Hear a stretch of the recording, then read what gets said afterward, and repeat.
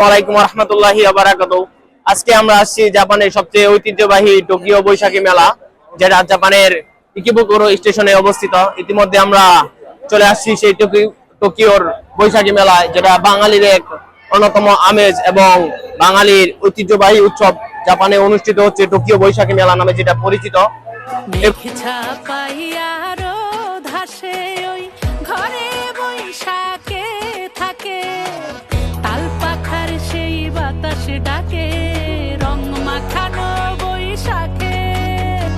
মধ্যে আমরা খাবারের স্টল গুলো ঘুরে দেখবো। বাংলাদেশের বিভিন্ন ধরনের খাবার রয়েছে, লোভনীয় খাবার।